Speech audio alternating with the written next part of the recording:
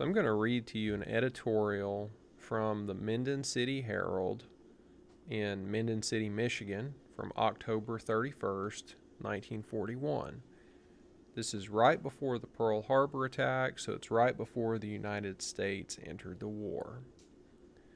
This is going to be on the far right side of the page that you see here next to me from the editor's desk. The drive to amend, change, or totally repeal the Neutrality Act will in all probability succeed, though there will be plenty of debate in Congress before the isolationist group of senators and representatives is finished with its opposition. And the fact that success is likely is a striking indication of the tremendous change in American public opinion that has taken place in the last 2 years. The Neutrality Act was passed at a time when the sentiment of this country was overwhelmingly opposed to direct or indirect intervention in the war. The bulk of the people felt that the war was purely Europe's business and none of ours. For the most part, they hoped that Hitler would be defeated, but they didn't see any reason for spending their money, their resources, and perhaps their lives to beat him. They wanted to keep American ships and American citizens out of the war zone, and they wanted their country's foreign trade to be on a cash and carry basis, with foreign buyers taking their purchases home in their own ships. The change that has taken place since those days is nothing short of revolutionary. Every poll shows that this country is now violently partisan. It wants to see Hitler licked to a standstill, and it is willing to do everything except send another American expeditionary force abroad to achieve that end. The Lend-Lease bill went a long way toward making the Neutrality Act a dead letter, in that it threw the cash and carry principle overboard with scant ceremony.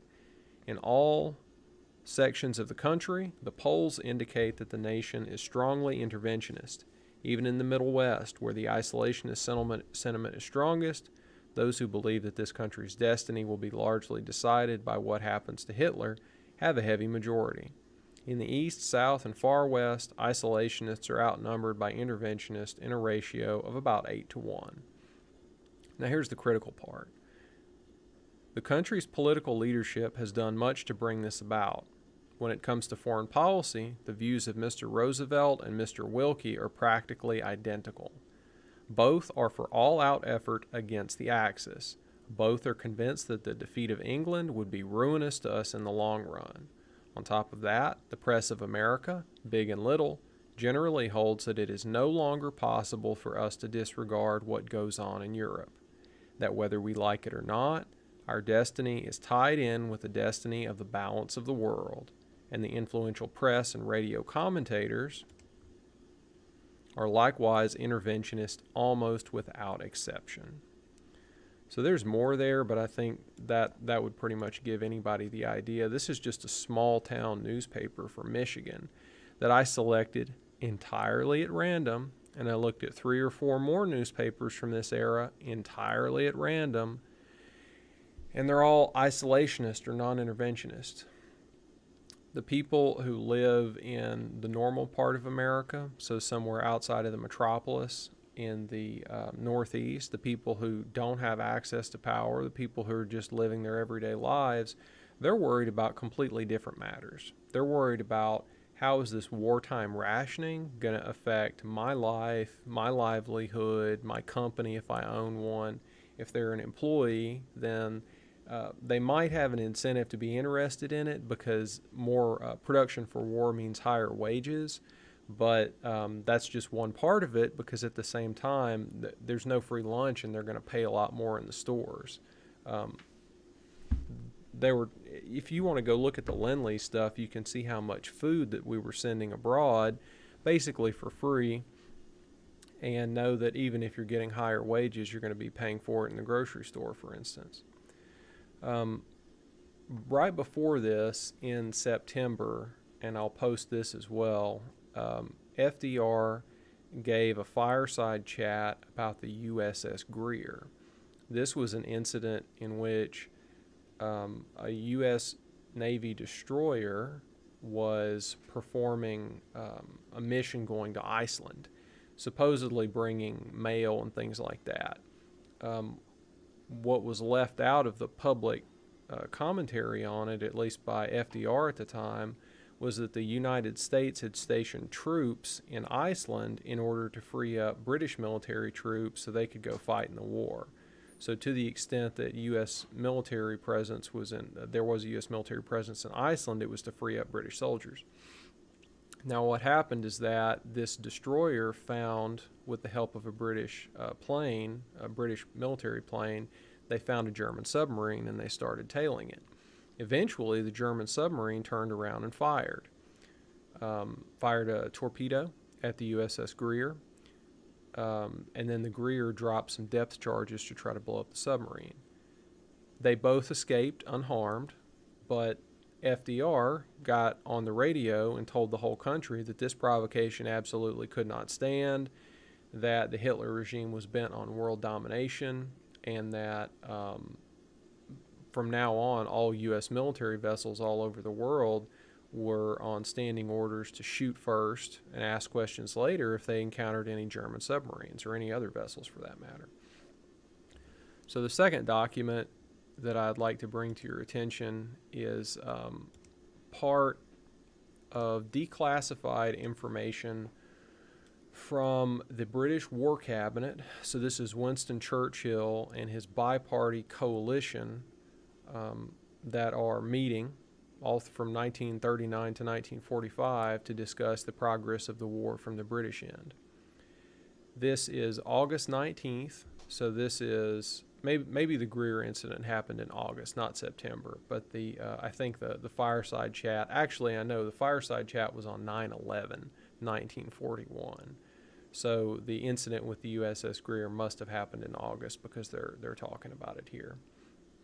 So what I'm going to do is I'm going to read to you some of these confidential minutes. This is super secret stuff, and it was eventually released, and I downloaded this directly from the British government website that's responsible for archiving this material.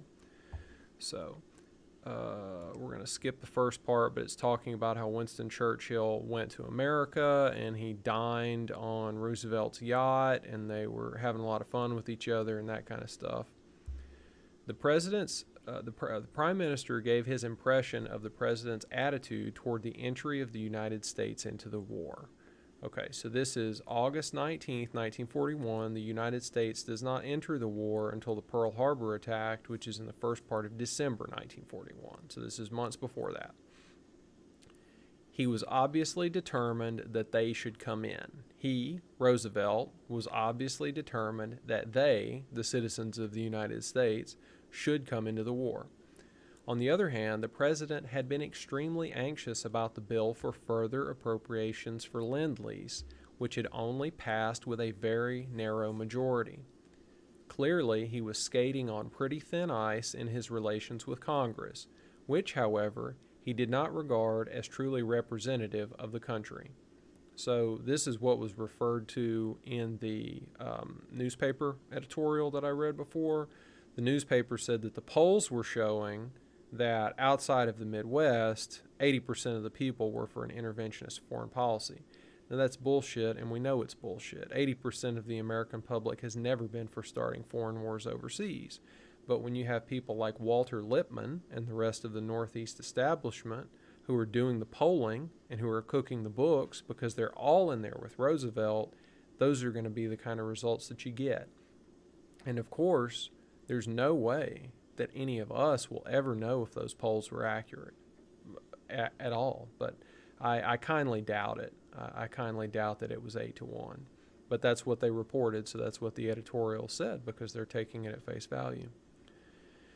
If he were to put the issue of peace and war to Congress, they would debate it for 3 months. So this is the issue of Roosevelt not wanting to ask directly because it would take too long.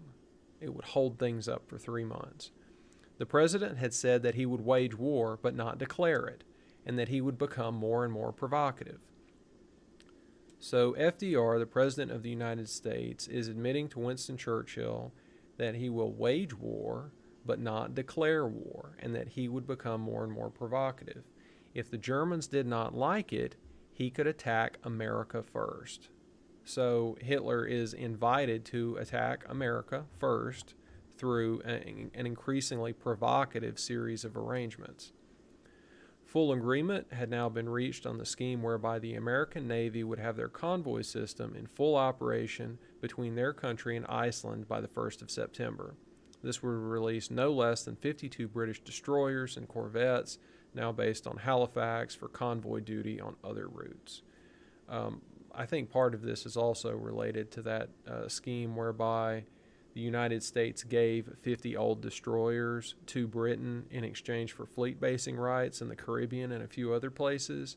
But basically, it's just an excuse for the American establishment to give more military equipment to the British, even though they're not supposed to be doing that, but they wanted to do it anyway. So they came up with a non-monetary way to do it. We'll just give you the shit for free, right? Each of our North Atlantic convoys would be escorted by 5 U.S. destroyers, together with a capital ship or a cruiser. The President's orders to these escorts were to attack any U-boat which showed itself, even if it were 200 or 300 miles away from the convoy. Admiral Stark, that's referring to Admiral Harold Stark, intended to carry out this order literally, and any commander who sank a U-boat would have his action approved. Everything was to be done to force a quote-unquote incident. This would put the enemy in the dilemma that either he could attack the convoys, in which case his U-boats would be attacked by American naval forces, or if he refrained from attack, this would be tantamount to giving us victory in the Battle of the Atlantic, because of course the United States government would eventually send $10 billion of aid to Britain, and this aid was in the form of food, ammunition, tanks, planes, all sorts of stuff. So without this, the British couldn't continue to fight the war. So they are attempting to bait the Germans by putting the U.S. military in between these British convoys that are carrying all the supplies. So just from the perspective of power politics, who cares, right? The Germans lied a lot during World War II. The Americans lied a lot. The British did. The Russians did. That's just how it goes. But the problem here is that these records are showing that the American regime, the American government, was not the democratic beacon that it said that it was. The American president and his administration were charting their own course in foreign policy, didn't really care what the public wanted, and what the newspaper article pointed out was that to the degree to which the American public and the administration disagreed with each other, the administration would then go about molding, changing the American public's perspective until the two agreed. Nobody who has ever defended democratic theory, no one who's ever defended democratic theory has said that this is how it's supposed to work. I read some of these other news articles that talked about how they were either going to put price ceilings on agricultural goods, or people's businesses were just going to completely go out of business because they dealt in some kind of critical war material like chlorine gas or something like that, liquid chlorine. So since all that stuff has to be used for the war effort, if you have a business in America that happens to need some chlorine, well, you're just out of luck. So why didn't everybody in America go out of business? Because the American government just borrowed all of the money necessary to fight the war, both the amount that was sent overseas and what was used to fund the American military apparatus itself. It was all borrowed money and taxes, but mostly borrowed money. So, there's really no way around it. It seems like the American government in the 1930s, in order to fight World War II, had to completely divest itself of everything that was historically American, historically democratic, and from that point on, it seems like we've just been living under it's like an authoritarian regime, but it doesn't really look like one.